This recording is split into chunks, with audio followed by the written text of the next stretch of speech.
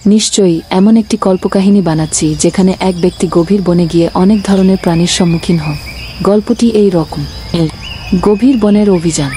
অনেক বছর আগে রাজ্যের প্রান্তের এক ছোট্ট গ্রামে বসবাস করতেন এক সাহসী এবং উদ্যমী যুবক, নাম তার ইকবা। ছোটবেলা থেকেই তার মধ্যে অজানা জায়গা এবং নতুন কিছু দেখার প্রচণ্ড আগ্রহ ছিল। পাহাড় জঙ্গলের গল্প শুনতে শুনতে বড় হয়েছেন ইকবা। একদিন সাহসী অভিযাত্রী ইকবাল ঠিক করলেন যে তিনি গভীর বনে এক অভিযান করবে। সেই বন এতটাই বিপদসংকুল ছিল যে কেউ সেখান থেকে ফিরতে সাহস করত না। চারপাশে শুধু বিশাল গাছ, পাখিদের চিৎকার আর অদ্ভুত সব প্রাণীর শব। ইকবালের কাছে ছিল শুধু একটি ছোট ব্যাগ, কিছু খাবার আর একটি লাইটার। সাথে ছিল তার ক্যামেরা, একটি ধারালো ছুরি এবং বনের পথটা অনেকটা ধোঁয়াটে। গাছের পাতাগুলো কেমন যেন অন্ধকারাচ্ছন্ন কুয়াশার মতো। বনের মধ্যে ঢুকতেই তার মনে হলো যেন কেউ তাকে অনুসরণ করছে। প্রথম দিনেই বেশ কিছু অদ্ভুত প্রাণী দেখতে পেলেন তিনি। এক জায়গায় বড় এক গাছের নিচে বসে বিশ্রাম নিচ্ছিলেন। এমন সময় আচমকা একটি বিশাল সাপ তার দিকে এগিয়ে আসতে থাক। ইকবালের সাহস ছিল, তাই পালিয়ে না গিয়ে তিনি সাপটির দিকে তাকিয়ে রইলেন। তার মন বলল, সাপটি হয়তো আক্রমণ করবে না যদি সে শান্ত থাক। অবশেষে রাত গভীর হলে সে এক নির্জন স্থানে আগুন জ্বালিয়ে আশ্রয় নেয়। রাতভর বিভিন্ন ধরনের প্রাণী তার আশেপাশে ঘুরে বেড়া।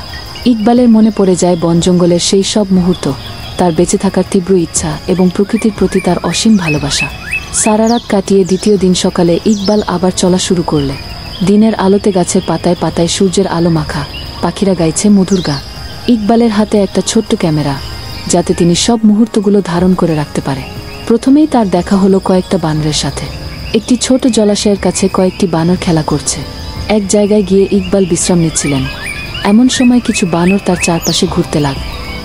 বানরের দল তাকে দেখে নাচতে নাচতে চলে এলো কাছে। ইকবাল মজার হাসি দিয়ে তাকিয়ে দেখলেন ইকবাল তাদের সাথে হাসিঠাট্টা করতে করতে খাওয়ার জন্য তাদের দিল কলা। বানরটি খাবার নিয়ে কত আনন্দে খাচ্ছে। বানরগুলো খুশিতে লাফিয়ে লাফিয়ে খাচ্ছিল, যেন তাদের দিনের আনন্দ ইকবালই নিয়ে এসেছে। 3 দিনের রাতে ঘুমিয়েছিল। রাত গভীর হতে থাকে আর ইকবাল বুঝতে পারেন যে এখন কিছুটা বিপদ হতে পারে। তখন তিনি একটা বড় গাছের নিচে অস্থায়ী আশ্রয় তৈরি করেন। হঠাৎ রাতের নিস্তব্ধতা ভেঙে ভল্লুকের একটা গর্জন শোনা গেল। রবি সতর্কভাবে একটা গাছের ওপর উঠে বসলে। ভল্লুকটি গাছের চারপাশে ঘুরতে থাকলেও কিছুক্ষণ পরই চলে গেল। এভাবে দিন কাটতে থাকে। একদিন সন্ধ্যার পরপরই ইকবাল দেখতে পেলেন এক ঝাঁক হরিণ দৌড়াতে দৌড়াতে তার সামনে দিয়ে চলে গেল। কিন্তু একটু দূরেই তিনি দেখতে পেলেন একটি বিশাল বাঘ। বাঘটি তাকে লক্ষ্য করেছে দেখে ইকবালের বুক কাঁপছিল, কিন্তু ভয় পেয়ে তিনি পালালেন না। শান্ত হয়ে দাঁড়িয়ে থাকলেন।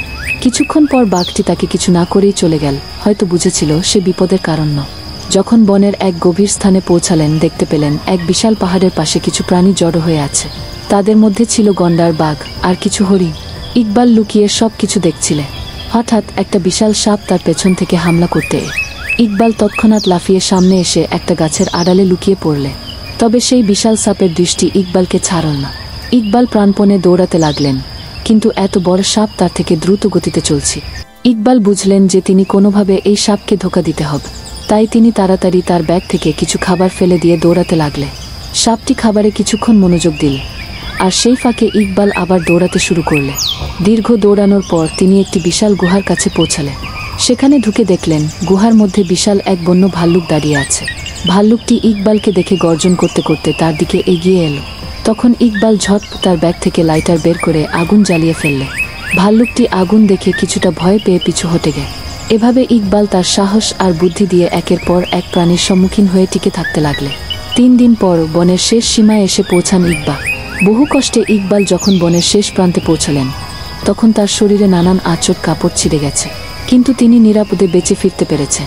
এই অভিজ্ঞতা তার জীবনের সবচেয়ে ভয়ঙ্কর এবং রোমাঞ্চকর অভিজ্ঞতা হয়ে থাকবে, যা তিনি আর কোনোদিন ভুলতে পারবেন না। ফিরে এসে তার কাছে এই কাহিনী শুনতে গ্রামের সবাই ভিড় করেছে। বনের বিভিন্ন অভিজ্ঞতার কথা তিনি বলে যান, আর সবাই অবাক হয়ে শুনতে থাকে।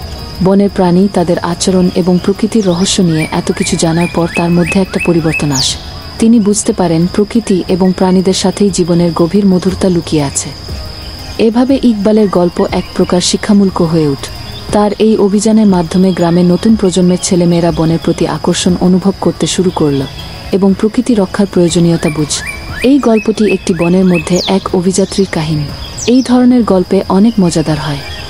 ভিডিওটা যদি আপনার একটু হলেও ভালো লেগে থাকে, তাহলে একটা সাবস্ক্রাইব, একটা লাইক আর আপনার বন্ধুদের সাথে একটু শেয়ার করে দিবে। আপনার ছোট্ট এই কাজটাই আমাদের জন্য বড় অনুপ্রেরণা।